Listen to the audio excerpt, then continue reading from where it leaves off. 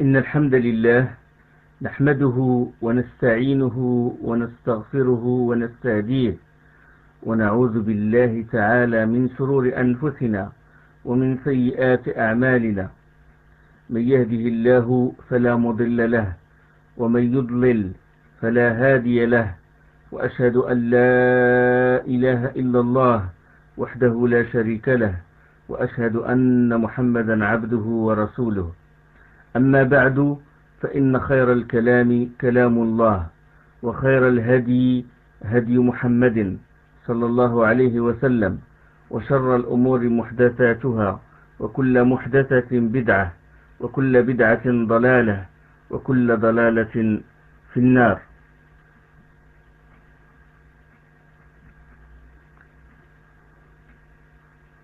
Tout le monde sait que la communauté musulmane a été secouée par des grands événements, surtout dernièrement. Et à la communauté musulmane maintenant de relever beaucoup de défis et de revenir à Allah subhanahu wa ta'ala, parce que la cause de sa défaite est connue. Et la réponse est claire et il peut se résumer par exemple dans le verset suivant. Allah subhanahu wa ta'ala il dit In tansurullaha yansurkum. Si vous assistez Dieu, il vous assistera. Ou selon une autre traduction, si vous faites triompher Allah, ou faites triompher la cause d'Allah, il vous fera triompher et raffermira vos pas, comme dit Allah subhanahu wa ta'ala dans Surat 47, dans le verset 7. Donc si vous faites triompher Allah, si vous reconnaissez sa seigneurialité, sa divinité, ses noms et ses attributs, si vous croyez en Allah, en ses anges, en ses prophètes, ses envoyés, en ses livres, en le destin, dans le bien et dans le mal, si vous l'aimez, si vous le craignez, si vous avez l'espoir en lui, si vous revenez à lui, si vous vous repentez, si vous l'invoquez, si vous appliquez ses lois, si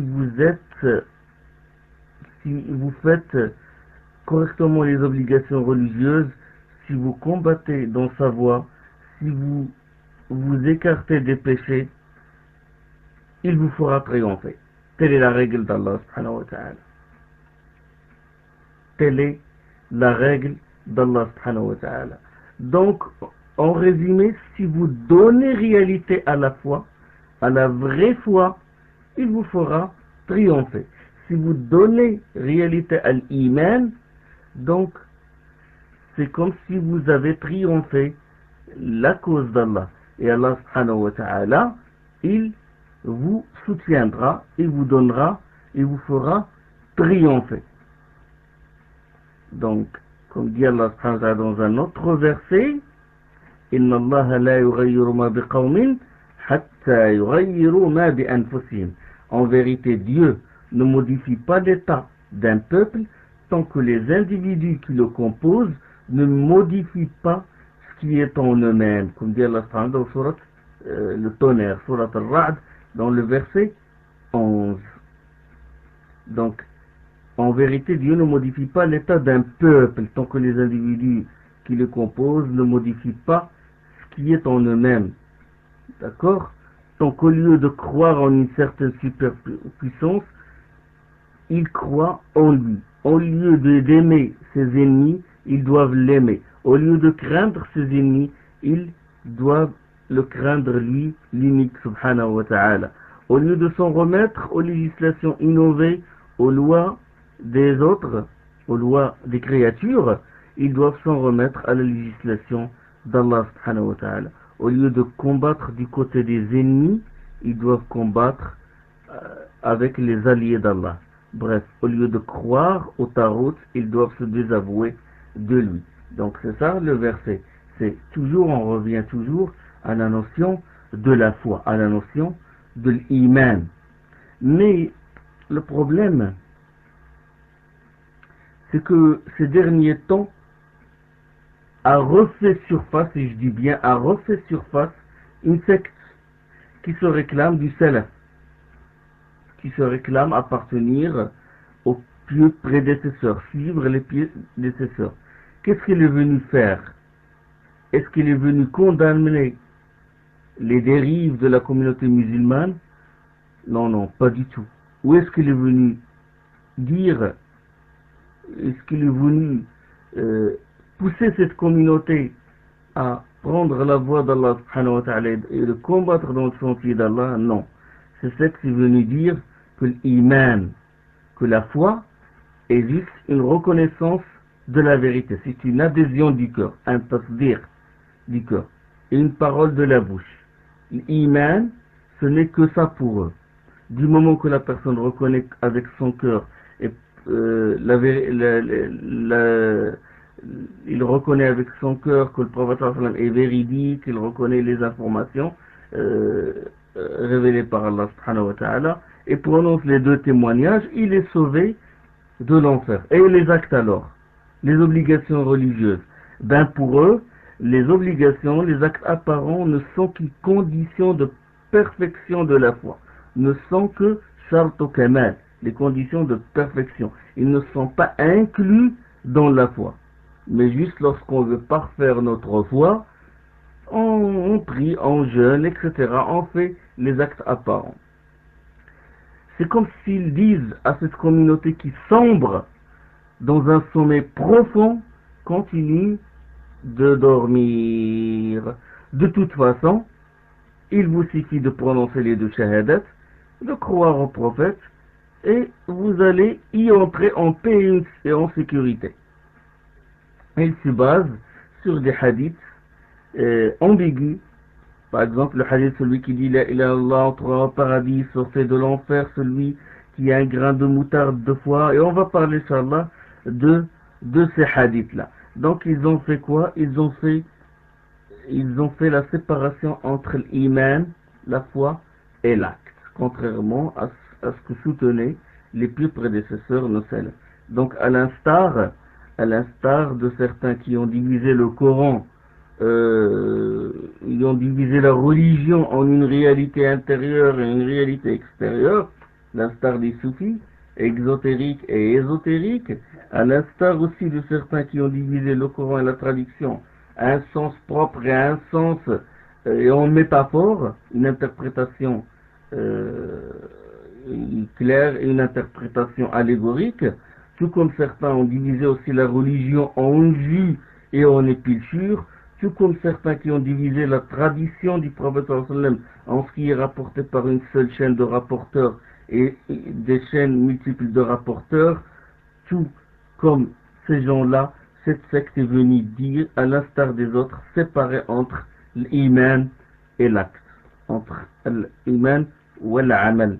Et ils ont dit leur parole emblématique, la yadurru ma'a sahhati al-imani tarku amal, la yadurru ma'a sahhati al-imani tarku amal. Ils ont dit que l'abandon de l'acte ne nuit pas à l'authenticité de la foi.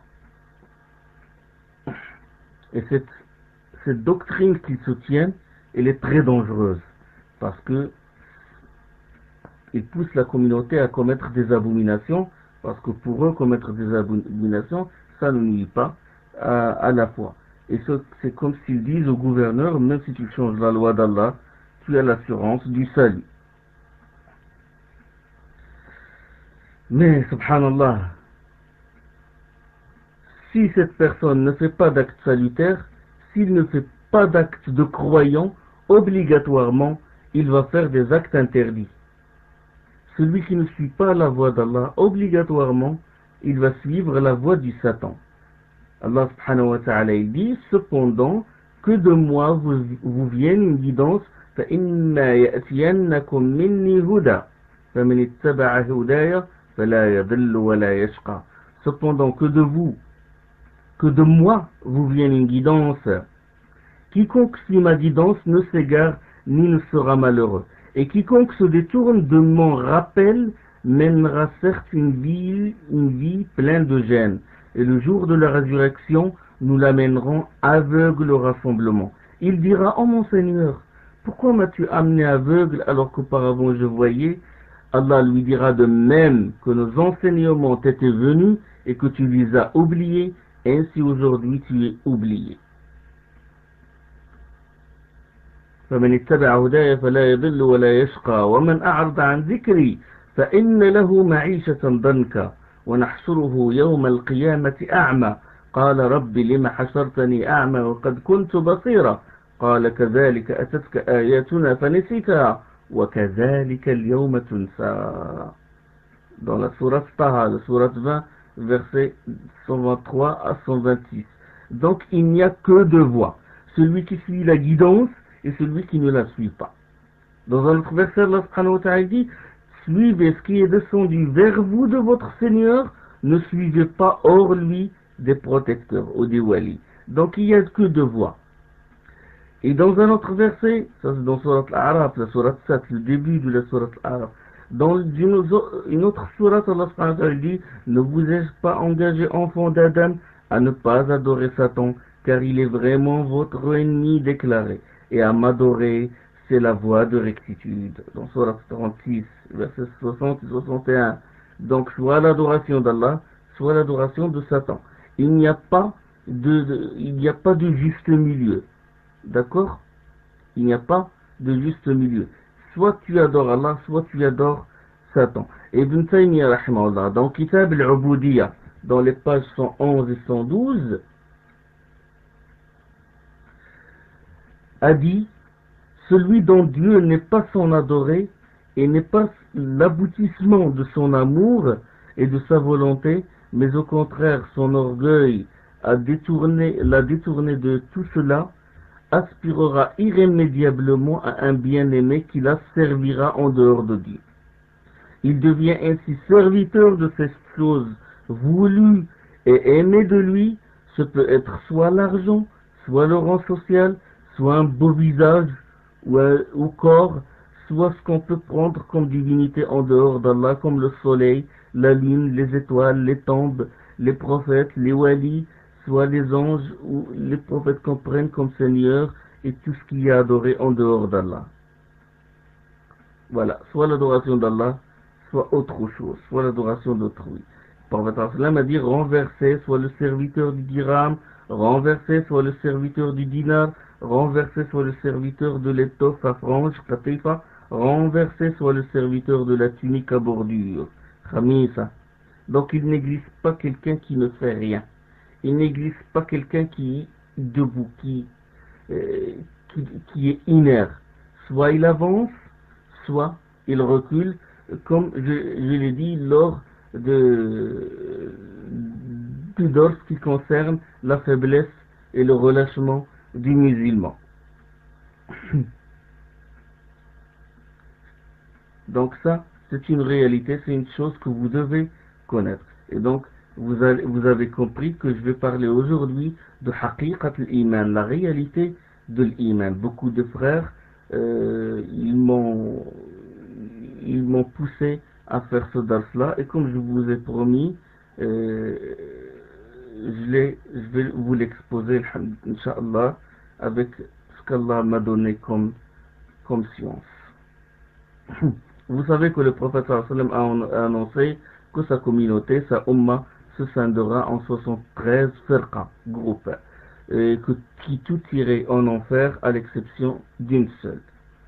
Et quand les compagnons ont dit au prophète sallallahu alayhi wa sallam: laquelle, envoyé d'Allah, il a dit: ce sont ceux qui suivent l'exemple que je lègue aujourd'hui avec mes compagnons. Et donc cette firqa, ce groupe sauvé, Cheikh Al-Uthaymin, rahimahullah, il a dit: c'est une firqa qui est sauvée des innovations et des passions dans ce monde, et il sera sauvé de l'enfer dans le delà. Et on va voir si ces gens-là qui soutiennent cette doctrine, à savoir que l'acte apparent est une condition de perfection de la foi et non une partie intégrante de la foi, on va voir s'ils sont sauvés de l'innovation.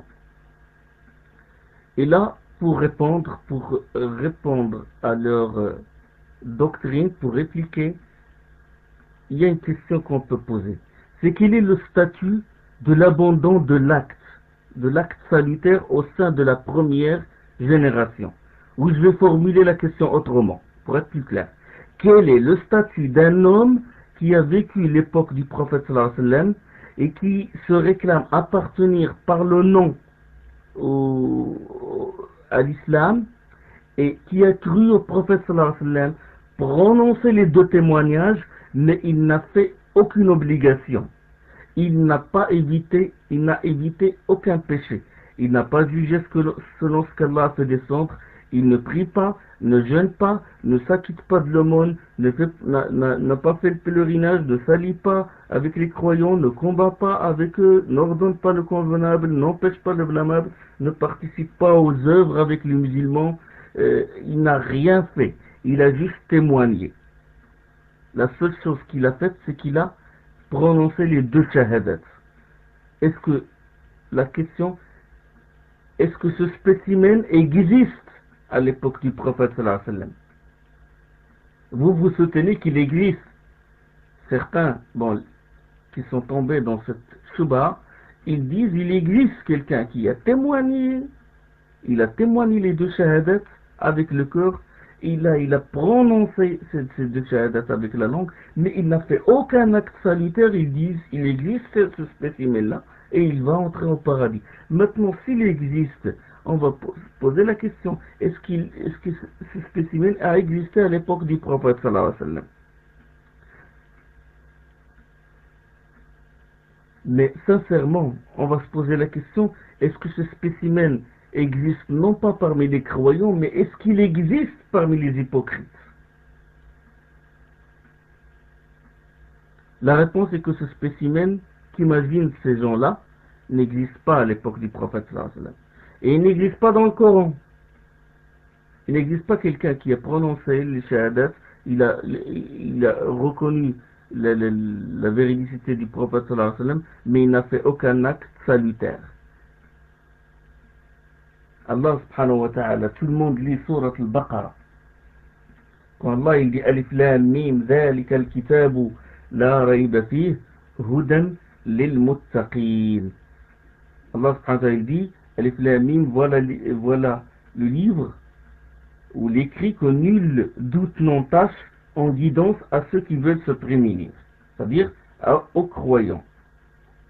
Ils croient au mystère ou ils croient au ghaib, accomplissent la prière, font dépense sur notre attribution ou font la zakat. Ils croient à la descente sur toi opérée, à celle avant toi opérée. Ils ont certitude, eux, de la vie dernière. Ceux-là suivent la guidance venue de leur Seigneur, ce sont eux les triomphants. Allah subhanahu wa ta'ala, au début de Surat al-Baqarah, il nous parle de la catégorie des croyants. Il dit, voilà, les croyants, ils croient au mystère, ils croient au ghaib, à l'inconnaissable, ils accomplissent la prière, et ils font dépense sur notre attribution. Ils croient à la descente, ils croient ce qui a été descendu sur toi, الذين يؤمنون بالغيب ويقيمون الصلاة ومما رزقناهم ينفقون. والذين يؤمنون بما أنزل إليك وما أنزل من قبلك. Ils croient à ce qui a été descendu sur toi et ce qui a été descendu avant toi.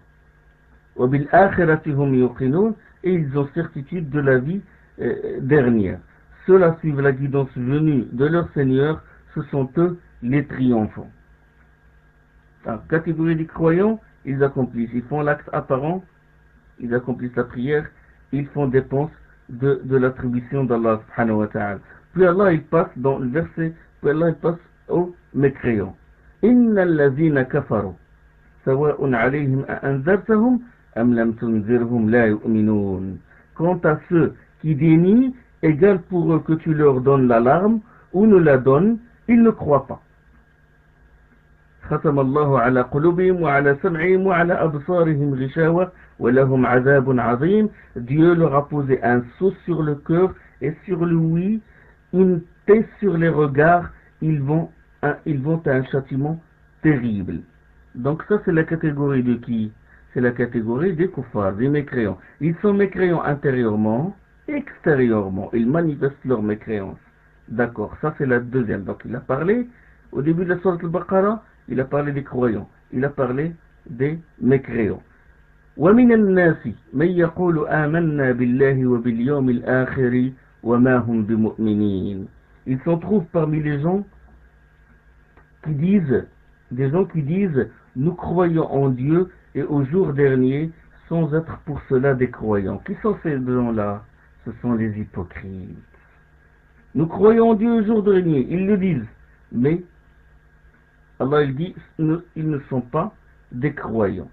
يخادعون الله والذين آمنوا وما يخدعون إلا أنفسهم وما يشعرون. Trahissant Dieu et ceux qui croient, ils ne trahissent qu'eux-mêmes et n'en ont pas conscience. Donc ça, c'est la catégorie des hypocrites. Donc croyant intérieurement, extérieurement, il fait la prière, il accomplit la prière, il donne l'argent, il dépense de ce qu'Allah subhanahu wa ta'ala lui a attribué. Et la deuxième catégorie, la catégorie des mécréants qui sont mécréants intérieurement, extérieurement, et puis les hypocrites qui sont mécréants par le cœur, mais ils manifestent des actes apparents. Il n'y a que ces trois catégories. Donnez-moi cette quatrième catégorie. Est-ce qu'elle existe dans le Coran? Cette catégorie qui prononce la shahada, qui reconnaît par le cœur, mais qui ne manifeste aucun acte extérieur. Donnez-moi un exemple, donnez-moi une preuve dans tout le Coran qui prouve que ce spécimen-là existe. Et le défi reste toujours relevé. L'imam Abu Bakr ibn Abi Shayba, il rapporte dans Kitab al-Iman, avec une chaîne de rapporteurs authentiques qui remonte à Abi Qilaba, le suiveur, le tabi'i, et que ce dernier a dit, l'homme envoyé par Mu'ad ibn Jabal à Ibn Mas'ud a dit à Ibn Mas'ud, cet homme-là, cet intermédiaire-là, a dit à Ibn Mas'ud, je te conjure, par le droit d'Allah, peux-tu me confirmer que les gens à l'époque du prophète sallallahu alayhi wa sallam étaient classés en trois catégories? Croyant intérieurement et extérieurement, mécréant intérieurement et extérieurement, et croyant en apparence, mécréant intérieurement. Et Ibn Mas'ud, rahimahullah, radiyallahu anhu, a dit oui.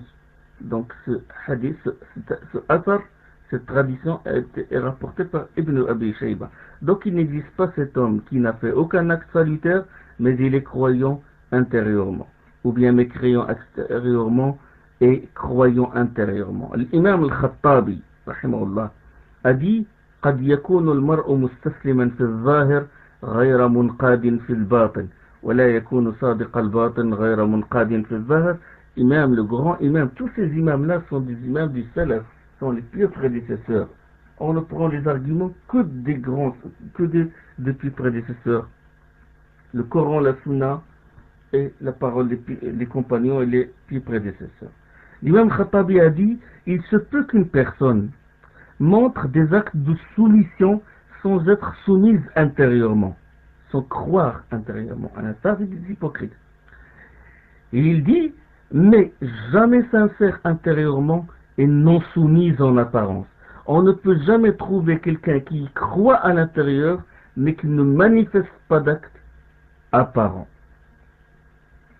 C'est pour cela, déjà, c'est pour cela que Ibn Taymiyyah, rahimahullah, il a blâmé farouchement l'expression qu'utilisent certains juristes pour celui qui a commis des actes de mécréance flagrants. Ils disent de lui mécréant en apparence, croyant intérieurement. Et il l'a qualifié d'une des souillures de l'Irja', une des souillures d'une secte égarée qui s'appelle Irja'. Et on va parler de l'Irja'. Et ça c'est rapporté dans Kitab al-Iman, la page 386, et dans Sarim al-Masloul, et dans l'Iman al-Awsat, et dans le 7e volume de Majmou'at al-Fatawa. Chers frères, si on observe la vie des compagnons, les épreuves qu'ils ont endurées, la séquestration, le djihad, tout ce qu'ils ont fait, ils ne l'ont pas fait en le considérant comme des actes surrogatoires ou des actes supplémentaires ou juste pour parfaire l'iman. Wallahi, ils ont mené le djihad, ils ont enduré les épreuves, les peines, ils ont été séquestrés, ils ont suivi pas à pas le prophète sallallahu alayhi wa sallam. Ils ont fait tout ça. Wallah, ils ne considéraient pas que ces actes qu'ils ont faits sont des actes juste pour parfaire l'iman. Mais tous ont été convaincus que ce qu'ils ont fait toute leur vie, toutes les œuvres salutaires qu'ils ont fait, c'était vraiment la réalité de l'iman et non pas juste pour parfaire, ils n'ont pas des actes qui sont une condition de perfection de la foi comme soutiennent ces gens-là. Et Allah subhanahu wa ta'ala les a loués, il a dit qui donne ce qu'il donne, ou ce qu'il donne, Allah dit dans Sourate 23, le verset 60, qui donnent ce qu'ils peuvent donner, tandis que leurs cœurs sont pleins de crainte qu'Allah n'accepte pas d'eux, et à la pensée qu'ils doivent retourner à leur Seigneur. Ils ont tout fait, mais tout en ayant peur qu'Allah n'accepte pas leurs œuvres, parce qu'ils croient que toutes les œuvres qu'ils ont faites sont la réalité de l'iman, sont elles-mêmes sont l'équivalent de la foi, et non pas une condition de perfection comme soutiennent ces gens-là. Lorsque Abu Dharr radiyallahu anhu disait je préfère être une arbre qu'on coupera, comme ce que rapporte l'imam Ahmed dans son Musnad, et qu'on Masruq rapporte qu'un homme avait dit en présence d'Ibn Mas'ud radiyallahu anhu, je souhaite être parmi les rapprochés al-muqarrabin plutôt que les gens de la droite, l'Yami. Il a dit moi je souhaite être parmi les rapprochés de Dieu, et plutôt que d'être parmi les gens de la droite. C'est allusion au verset si celui-ci est du nombre des rapprochés d'Allah, alors il aura du repos, de la grâce et un jardin de délices, comme Allah subhanahu wa ta'ala dit dans Sourate 56. فأما كان من المقربين فروح وريحان وجنة نعيم. Et Abdullah ibn Mas'ud a dit mais il y a un homme qui espère s'il meurt il ne ressuscitera pas. Il désigne soi-même. Ils ont tout fait et ils ont peur qu'Allah subhanahu wa ta'ala n'accepte pas d'eux. Contrairement à certains qui font les actes, ils ont dit moi je fais le djihad, je fais ça, la prière c'est pour parfaire l'iman et je serai parmi les rapprochés de Dieu. Cette tradition est rapportée par l'imam Ahmed et aussi dans Minhaj Sunnah. Pareil pour Omar, Abdurrahman ibn Awf et les autres compagnons. Et on vient de parler maintenant de l'absence de ce spécimen qu'imagine ces gens-là, ces pseudo-salafis, à savoir croyants intérieurement sans faire d'actes salutaires apparents. Il n'existe pas ce spécimen-là. Et j'ai dit aussi, parce que la dernière fois, lors de la leçon sur la faiblesse de l'iman, j'ai donné une autre preuve, à savoir la classification qu'a donnée Allah subhanahu wa ta'ala sur des croyants. Et j'ai dit qu'il n'existe pas cette personne-là qui croit intérieurement sans manifester d'actes. Et j'ai dit que le minimum que peut être un croyant, c'est d'être unique envers soi-même. Comme a dit Allah subhanahu wa ta'ala dans Surat Fatir, le verset 32, ثم أورثنا الكتاب الذين اصطفينا من عبادنا. Bien plus nous avons donné le livre en héritage à ceux que nous avons élus parmi nos adorateurs, c'est-à-dire les adorateurs qu'Allah a choisis. Qui sont ceux-là? Il dit Allah subhanahu wa ta'ala فَمِنْهُمْ ظَالِمٌ لِنَفْسِهِ. Il en est en effet parmi eux d'unique envers soi-même. Donc voilà la première catégorie qui a hérité le livre et qui fait partie des adorateurs d'Allah. Il en est en effet parmi eux d'unique envers soi-même. وَمِنْهُمْ مُقْتَصِدٌ. D'autres tenant un juste milieu. وَمِنْهُمْ سَابِقٌ لِلْخَيْرَاتِ بِإِذْنِ اللَّهِ ذَلِكَ هُوَ الْفَضْلُ الْكَبِيرُ. D'autres enfin qui l'emportent par les œuvres de bien avec la permission de Dieu. C'est là la grâce insigne. Donc le minimum que peut être un adorateur de Dieu, c'est d'être unique envers soi-même. Et en deçà de celui-là, il n'est pas adorateur, il n'est pas croyant, il n'est pas musulman. D'accord? Ibn Kathir, j'ai donné aussi l'explication, l'interprétation qu'a donné Ibn Kathir, le grand exégète, l'élève d'Ibn Taymiyyah. Il a dit il a dit l'unique envers soi-même, le minimum que peut être un croyant, هو المفرط في بعض الواجبات المرتكب لبعض المحرمات. Il a dit l'unique envers soi-même, c'est celui qui néglige certaines obligations. بعض, certaines obligations, et je mets la parenthèse, pas toutes, certaines seulement. Parce que celui qui ne fait aucun acte salutaire ne rentre pas dans la catégorie des croyants. C'est celui qui néglige certaines obligations et commet certains actes illicites, certains interdits. Donc le minimum que peut être un croyant est celui qui commet certaines, qui néglige certaines obligations, pas toutes. Ça c'est aussi une preuve comme quoi ce spécimen n'existe pas dans la vie du prophète, il n'existe pas dans le Coran. D'accord. J'ai posé une autre question claire. Il n'existe pas. D'accord. Maintenant, la question est la suivante. S'il n'existe pas, est-ce qu'au moins l'idée existe à l'époque du prophète? Pas comme doctrine, pas comme aqida, mais comme idée. L'idée, c'est-à-dire, est-ce que ça frôlait l'esprit de quelqu'un que l'iman est juste la reconnaissance de la véridicité et la prononciation du shahada, et que l'acte ne fait pas partie de l'iman, ou que l'acte apparent n'est qu'une condition pour parfaire l'iman. On a besoin de l'acte juste pour parfaire, et non pas une condition d'authenticité de l'iman ou un pilier de l'iman. Est-ce que cette idée existe à l'époque du prophète sallallahu alayhi wa sallam? Pour cela, on va s'arrêter à la bataille du Tabouk. Et là, j'invite les frères à étudier la sira du prophète sallallahu alayhi wa sallam pour en déduire la vraie réalité de l'iman. Entre autres leçons, c'est que la bataille du Tabouk, il a eu lieu à l'année 9 de l'Hégire. Expédition menée par le prophète sallallahu alayhi wa sallam contre les Byzantins, les Romains, et fut appelée l'expédition pénible. Parce que cette époque était chaude, la sécheresse avait sévi, elle était plus qu'étouffante, et que d'ordinaire, il y avait aussi à cette saison beaucoup de fruits mûrs à récolter et à consommer.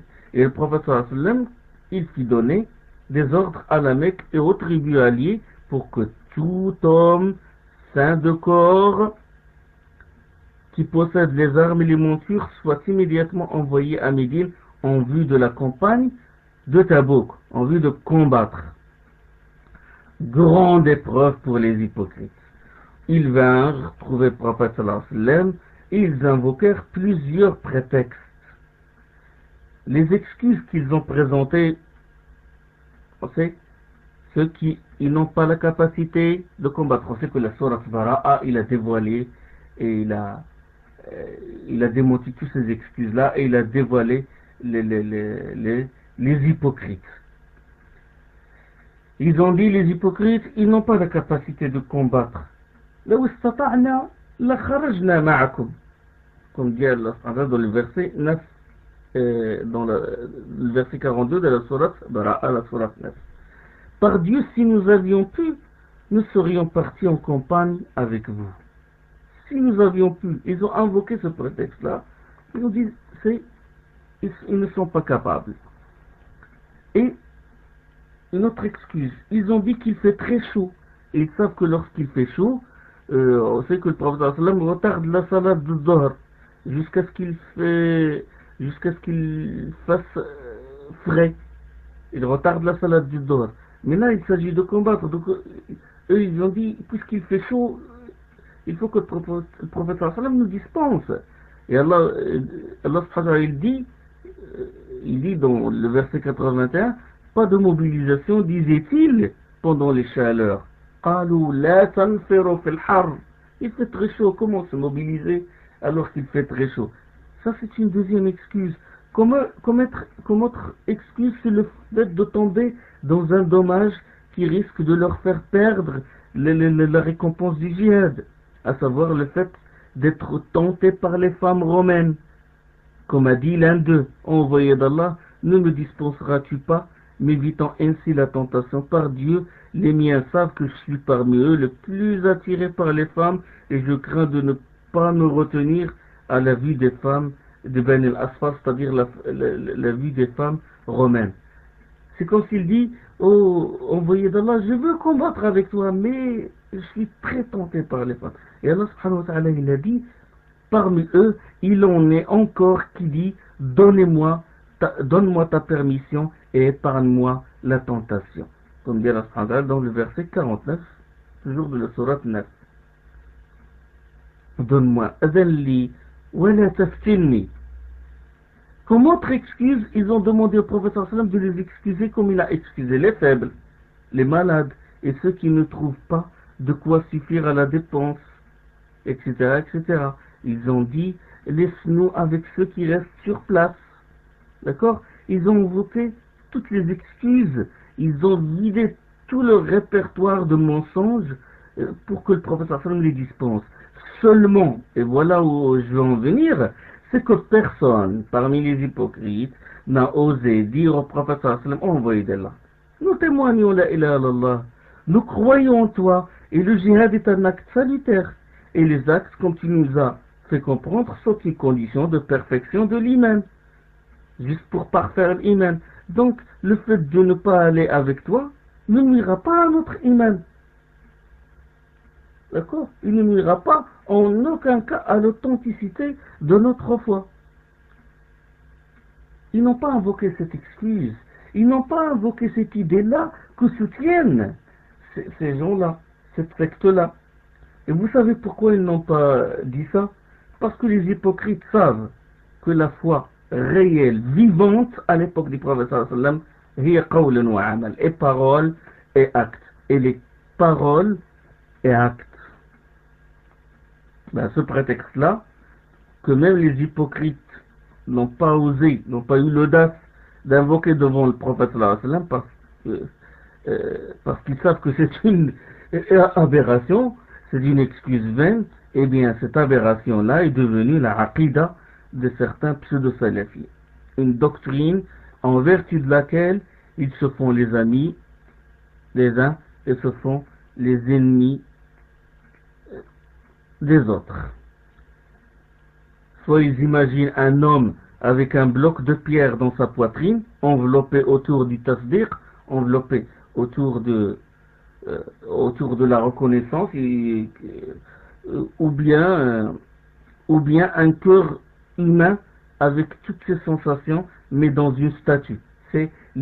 On peut imaginer, parce que ce qu'imaginent ces gens-là, c'est soit l'existence d'un être humain, mais il n'a pas un cœur, il a une tombe, il a un bloc de pierre, et au sein de ce bloc-là, il y a le tasdiq, il y a la reconnaissance de la vérité, sans que cette reconnaissance de vérité ne manifeste un amour quelconque, une crainte, une appréhension, une vénération d'Allah.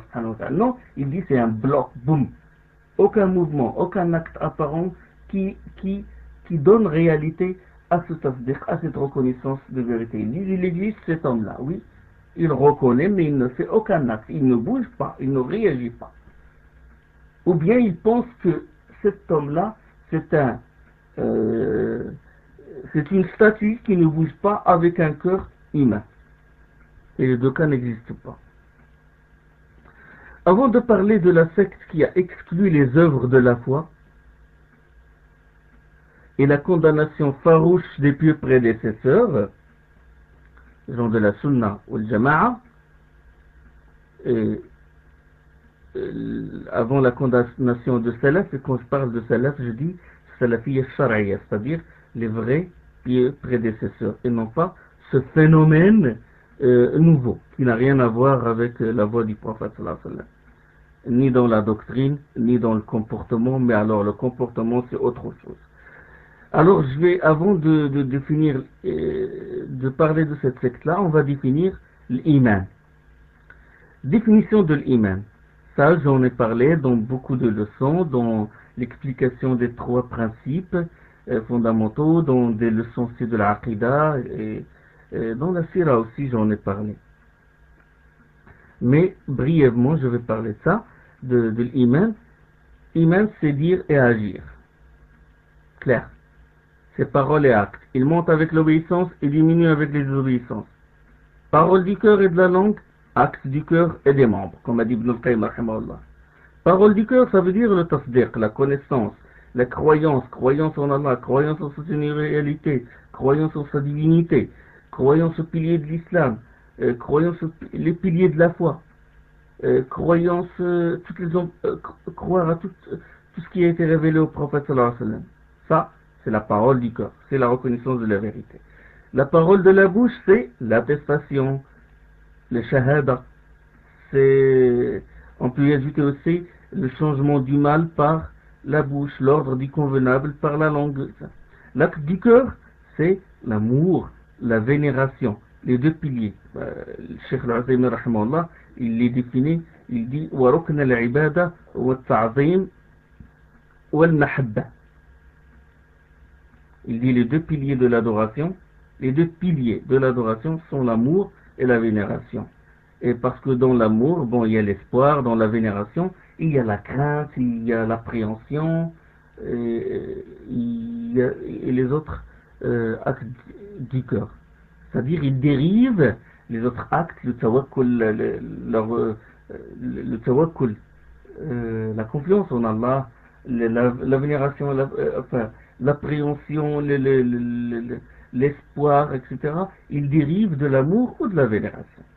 Et les actes apparents, parole et actes apparents, c'est-à-dire la prière, le jeûne, le djihad, etc. Et les preuves sont nombreuses. Comme preuve, les croyants sont ceux de qui le cœur s'effare, au moins rappel de Dieu, la foi grandit à la récitation des signes, de ces versets, et qui font confiance à leur Seigneur, qui accomplissent la prière et sur ceux que nous leur attribuons font dépense. Dans Surat 8, les versets 2 et 3. Les croyants sont ceux de qui le cœur sépare au moindre rappel d'Allah.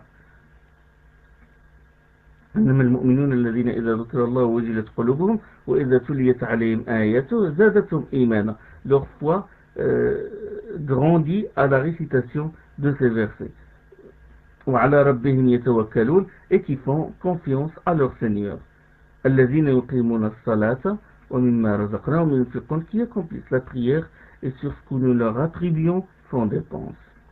Donc ça, il dit, voilà ce que doit être un croyant. Il croit intérieurement, le cœur sépare, acte du cœur, et la foi elle grandit, donc qu'elle monte, elle descend, la foi, et qui font confiance, donc c'est un autre acte du cœur, qui accomplissent la prière et sur ce que nous leur attribuons font dépense, c'est-à-dire les actes apparents. Et les croyants sont seulement ceux, dans un autre verset, Allah dit, les croyants sont seulement ceux qui croient en Dieu et à son envoyé, bien mieux, ne doutent pas et font effort de leur bien et de leur personne sur le chemin de Dieu. إنما المؤمنون الذين آمنوا بالله ورسوله ثم لم يرتابوا وجاهدوا بأموالهم وأنفسهم في سبيل الله أولئك هم الصادقون. Voilà. Ils croient en Dieu, son envoyé, donc croyance intérieurement, parole et acte du cœur, ne doutent pas, acte du cœur, parole du cœur, font l'effort de leur bien, donc c'est acte apparent et de leur personne, de leur bien et de leur personne sur le chemin de Dieu, ça c'est des actes apparents. Et le hadith aussi du prophète sallallahu alayhi wa sallam, la foi comporte 60 et quelques ramifications. La plus haute consiste à dire la ilaha illallah, donc la plus haute à prononcer, donc c'est une parole de la langue. La plus basse consiste à retirer de la route ce qui est nocif, donc la plus basse consiste à retirer c'est un acte apparent, un acte du corps, des membres. La pudeur est une des ramifications de la foi. La pudeur c'est un acte du cœur. Ce hadith est rapporté par Muslim. Et dans les deux sahih, le prophète sallallahu alayhi wa sallam a dit à la délégation des Abd al-Qais, je vous ordonne la foi en Dieu. Je vous ordonne la foi en Dieu. Et puis il a dit sallallahu alayhi wa sallam, savez-vous ce qu'est la foi en Dieu? Savez-vous ce qu'est la foi en Dieu? Témoignez. Puis il a répondu, lui-même sallallahu alayhi wa sallam, témoignez la ilaha illallah Muhammadun Rasulullah, célébrez la prière, donnez l'aumône et acquittez le quint de ce dont vous vous emparez. D'accord? Donc, il a dit que la foi consiste à prononcer les deux shahadat et à prier, etc. Donc, la foi, l'iman et l'islam sont la même chose.